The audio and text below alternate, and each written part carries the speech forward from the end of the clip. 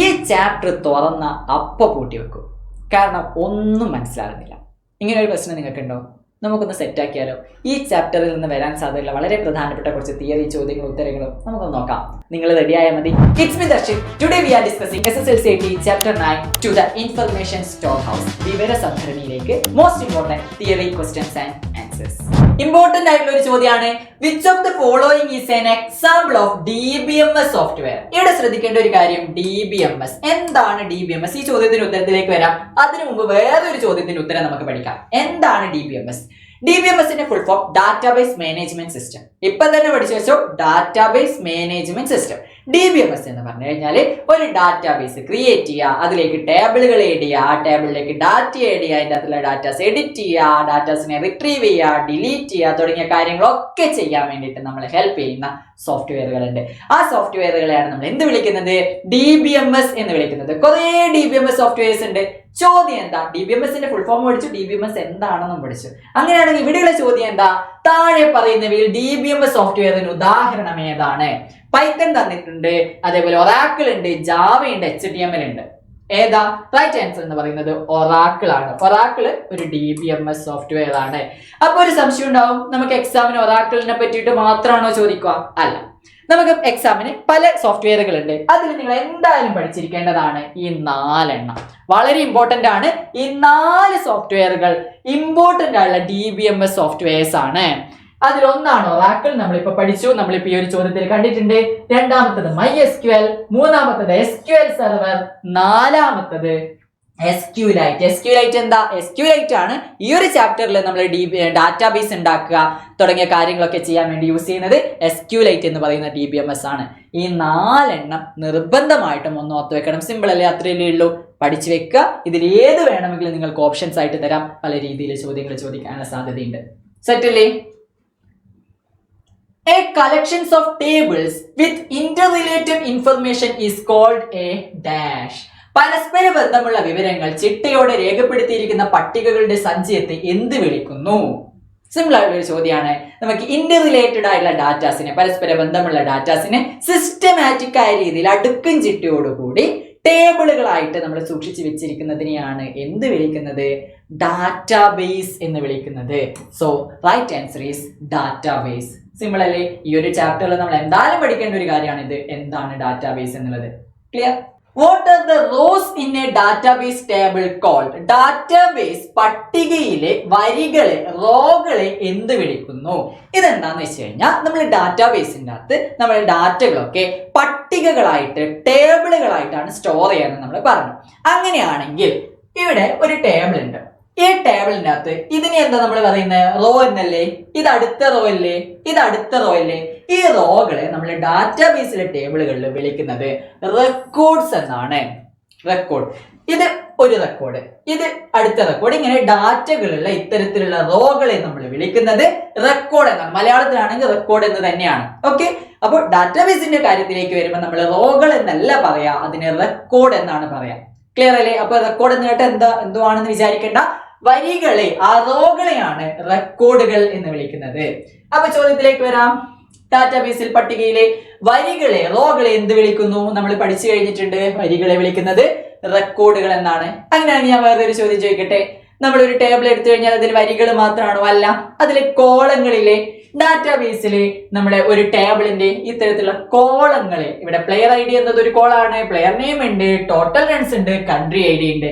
ഇത്തരത്തിലുള്ള കോളങ്ങളെ നമ്മൾ ഡാറ്റാബേസിൽ വിളിക്കുക ഫീൽഡുകൾ എന്നാണ്.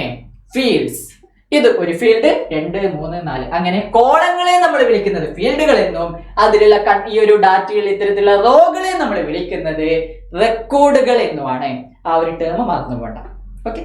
Which field uniquely identifies each record in a table? ഓരോ റെക്കോർഡിനെയും പ്രത്യേകമായി തിരിച്ചറിയാൻ ഉപയോഗിക്കുന്ന ഫീൽഡ് ഏതാണ്? ഈ ഒരു ചോദ്യം നമുക്ക് സിമ്പിൾ ആയിട്ട് ഒരു എക്സാമ്പിളിലൂടെ പഠിക്കാം. എന്റെ ക്ലാസ്സിലെ കുറച്ച് കുട്ടികളുണ്ട്. ഓക്കെ, ആ കുട്ടികളാണ് മോഹൻലാലും വിജയ് KPയും. ഓക്കെ, ഇത് എന്റെ ക്ലാസ്സിലെ 3 കുട്ടികളാണ്. ഈ വിജയ് KP വേറൊരു വിജയ് KP ആണ്, ഈ ചങ്ങായും വേറെ ഒരാളല്ല. ഓക്കെ, ഞാനൊരു അസംബ്ലി വിളിച്ചപ്പോ ഞാൻ പെട്ടെന്ന് വിജയ് KP എന്ന് വിളിച്ചപ്പോ ആരൊക്കെ കൈവക്കും? ഈ വിജയ് കെ പിയും കൈവെക്കും, ഈ വിജയ് കെ പിയും കൈവെക്കും. ഇതിപ്പോ രണ്ടാള് രണ്ട് ക്ലാസ്സിലാണ്. ഇനിയിപ്പോ ഈ ഒരു വിജയ് 10ാം ക്ലാസ് തന്നെയാണെന്ന് വിചാരിക്കാം. ഞാൻ 10ാം ക്ലാസ്സിൽ പോയിട്ട്, ഡിവിഷൻ ഒന്നുമില്ല, എല്ലാവരും ഒരേ ഡിവിഷനിലാണ്, ആ ഡിവിഷനിൽ പോയിട്ട് ഞാൻ വിജയ് കെ പി എന്ന് വിളിച്ച രണ്ടാളും വരൂലേ? എനിക്ക് ഈ വിജയ് കെ പിനെ മാത്രം വേണ്ടിക്കലോ, ഈ വിജയ് കെ പിനെ മാത്രം വേണ്ടിക്കലോ പണിയായില്ലേ? അപ്പൊ നമുക്ക് എന്ത് ചെയ്യാൻ പറ്റും?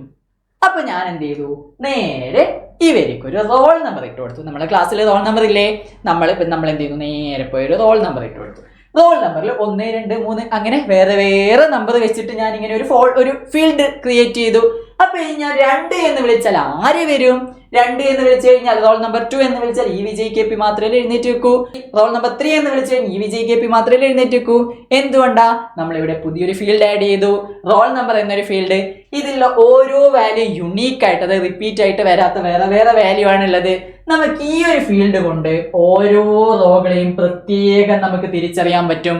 1 എന്ന് വിളിച്ചാൽ മോഹൻലാൽ ആയിരിക്കും എഴുന്നേറ്റ് വെക്കാൻ വേണ്ടി പോകുന്നത്. അതുകൊണ്ട് ഈ ഒരു ഫീൽഡിനെ നമ്മൾ വിളിക്കുന്നത് പ്രൈമറി കീ എന്നാണ്. Primary key. അങ്ങനെയാണെങ്കിൽ നമുക്ക് ചോദ്യത്തിലേക്ക് തിരിച്ചു വരാം. ഈ ഒരു ചോദ്യത്തിൽ എന്താ ചോദിച്ചേ?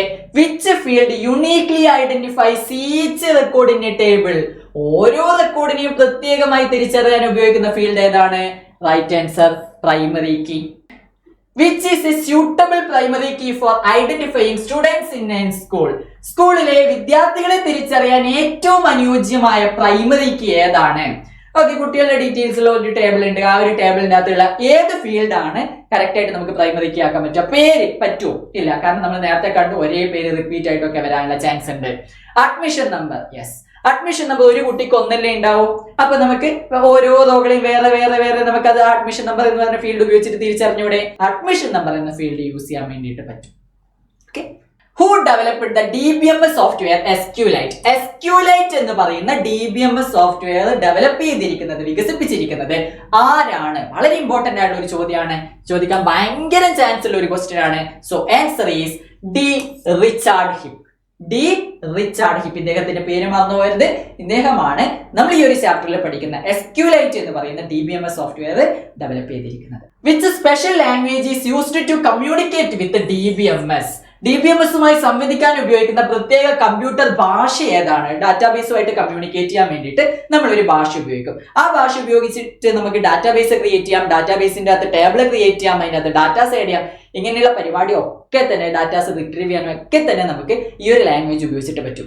ആ ലാംഗ്വേജിനെയാണ് നമ്മൾ സ്ട്രക്ചേർഡ് ക്വറി ലാംഗ്വേജ് എന്ന് പറയുന്നത്. SQL എന്ന് നമ്മൾ ഷോർട്ട് ആയിട്ട് പറയും, structured query language. Which SQL statement retrieves all details from the table player? Player എന്ന് പറഞ്ഞ ഒരു ടേബിൾ ഉണ്ട്.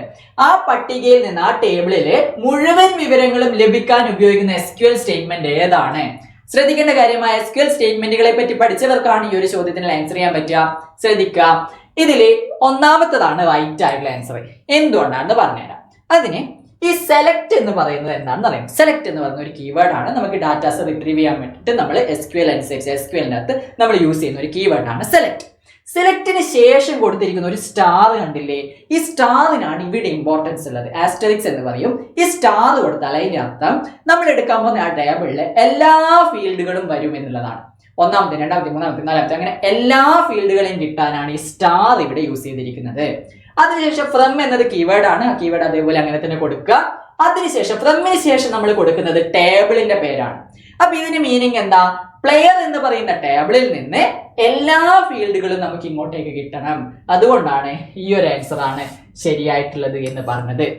Which data type is best suited four storing total runs?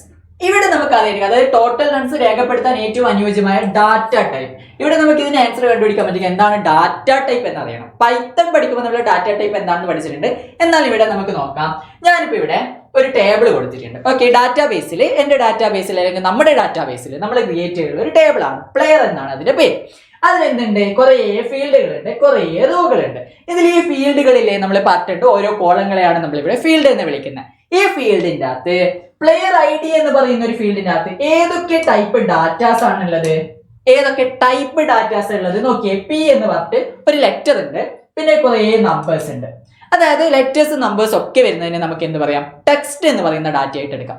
അതായത് പ്ലെയർ ഐ ഡി എന്ന് പറയുന്ന ഈ ഒരു ഫീൽഡിൽ എപ്പോഴും ടെക്സ്റ്റ് ഡാറ്റയാണ് വരിക. അപ്പൊ ഈ ഒരു പ്ലെയർ ഐ ഡി എന്ന് പറയുന്ന ഈ ഫീൽഡിന്റെ ഡാറ്റ ടൈപ്പ് എന്ന് പറയുന്നത് ടെക്സ്റ്റ് ആയിരിക്കും.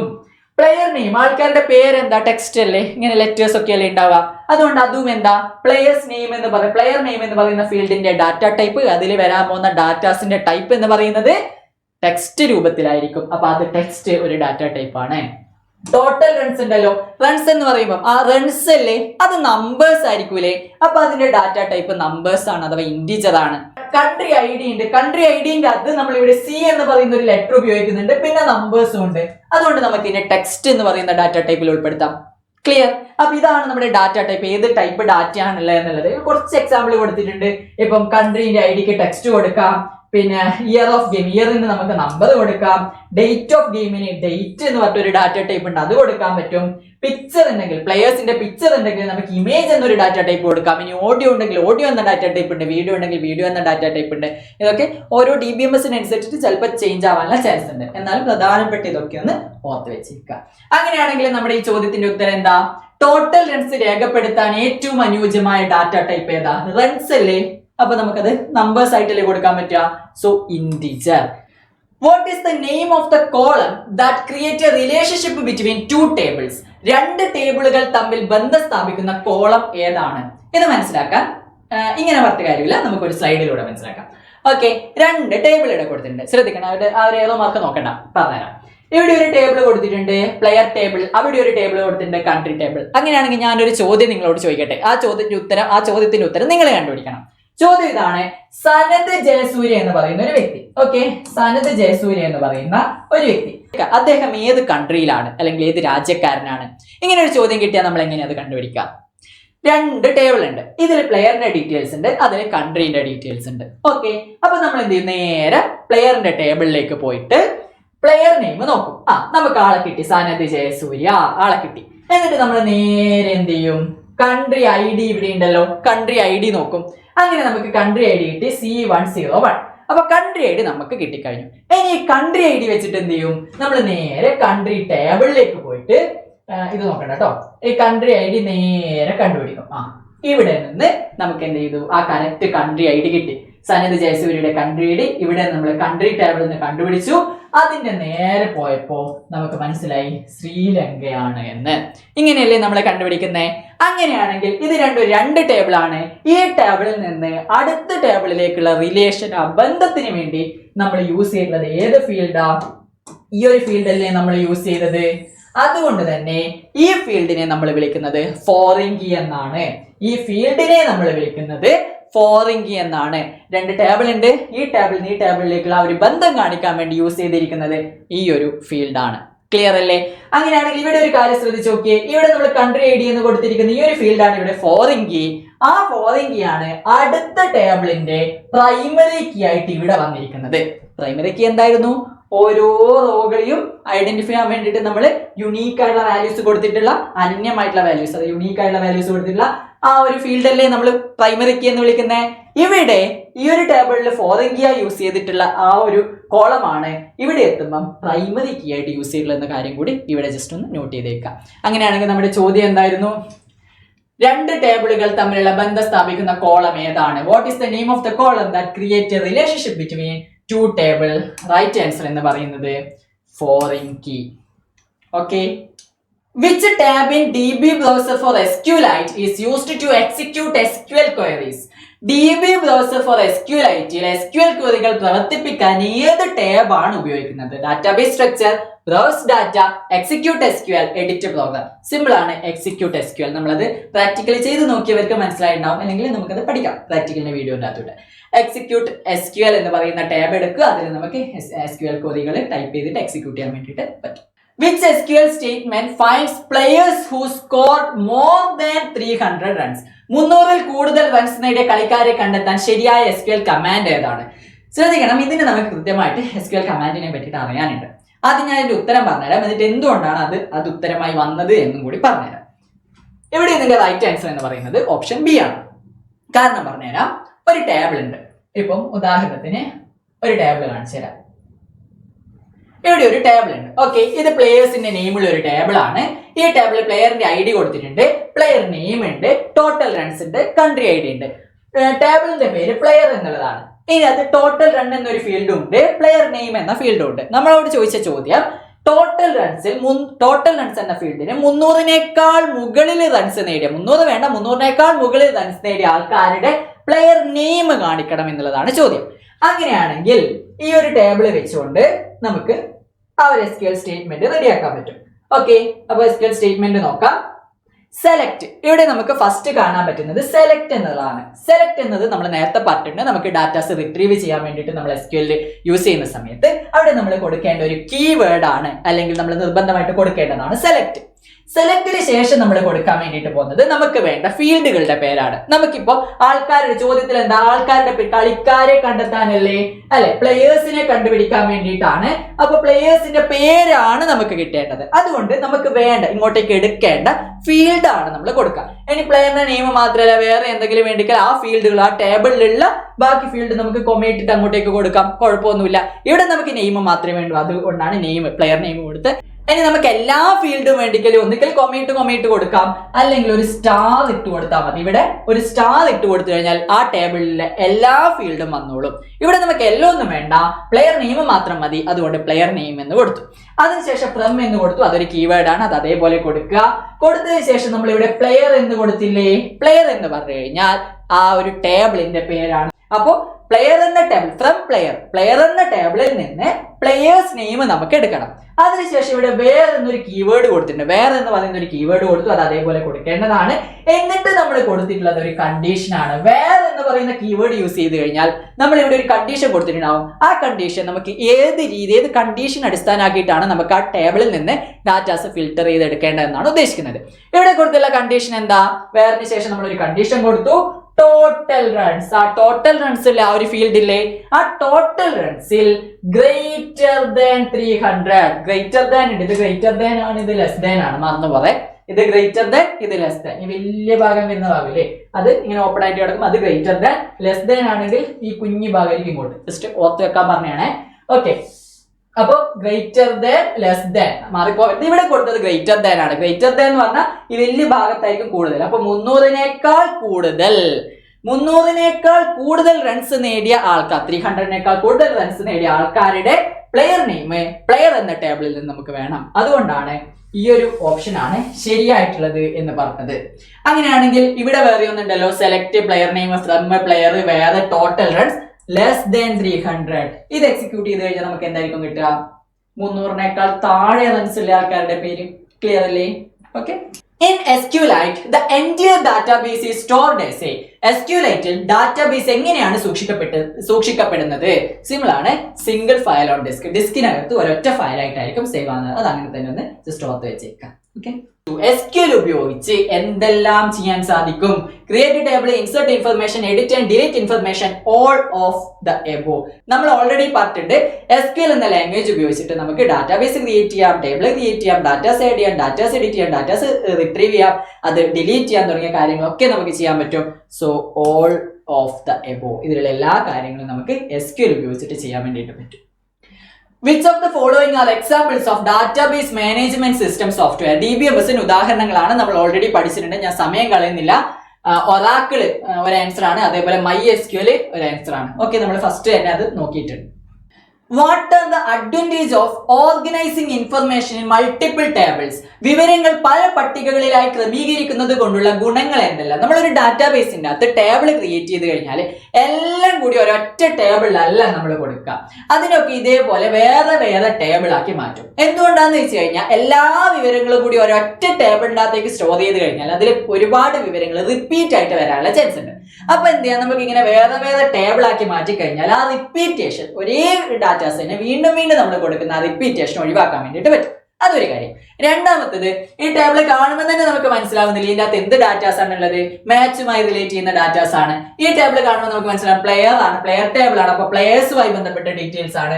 ഈ ടേബിൾ കാണുമ്പോൾ മനസ്സിലാവും കൺട്രി ആണ്, കൺട്രിയുമായി ബന്ധപ്പെട്ട ഡീറ്റെയിൽസ് ആണ്. അപ്പൊ നമുക്ക് ഓരോ ടേബിളും അതുമായി ബന്ധമുള്ള ഡീറ്റെയിൽസ്, പ്ലെയർ ആണെങ്കിൽ അതുമായി ബന്ധമുള്ള, അങ്ങനെ ഓരോന്നും കുറച്ച് കുറച്ച് ഡീറ്റെയിൽസ് ആയിട്ട് വേറെ ആക്കി വെക്കാനും പറ്റും. അതിനകത്ത് നമുക്ക് എന്ത് ചെയ്യാൻ പറ്റും, ആ പേരിന് കണക്കായിട്ടുള്ള ഒരേപോലത്തെ ഡീറ്റെയിൽസ്, ഒരേപോലത്തെ ഡാറ്റാസ് വേറെ സ്റ്റോർ ചെയ്യാനും പറ്റും. ഇതൊക്കെയാണ് അതിന്റെ പ്രധാനപ്പെട്ട ഗുണങ്ങൾ എന്ന് പറയുന്നത്. Same information is not record repeatedly. ഒരേ ഇൻഫർമേഷൻസ് വീണ്ടും വീണ്ടും റിപ്പീറ്റ് ചെയ്യുന്ന ആ ഒരു റിപ്പീറ്റേഷൻ നമുക്ക് ഒഴിവാക്കാൻ വേണ്ടി പറ്റും. ഒരു സബ്ജക്റ്റുമായി റിലേറ്റ് ചെയ്ത എല്ലാ ഇൻഫർമേഷനും ഒരു ടേബിളിൽ നമുക്ക് സ്റ്റോർ ചെയ്യാൻ വേണ്ടിയിട്ട് പറ്റും. ഓക്കെ, അപ്പൊ ഇത്രയും കാര്യങ്ങളാണ് നമ്മൾ ഈ ഒരു ചാപ്റ്ററിലൂടെ നോക്കിയിട്ടുള്ളത്. ഈ ചോദ്യങ്ങളൊന്നും മറന്നു പോകാൻ പാടില്ല. അടുത്തൊരു വീഡിയോ ആയിട്ട് നമുക്ക് വീണ്ടും കാണാം. It's me Darshith signing off.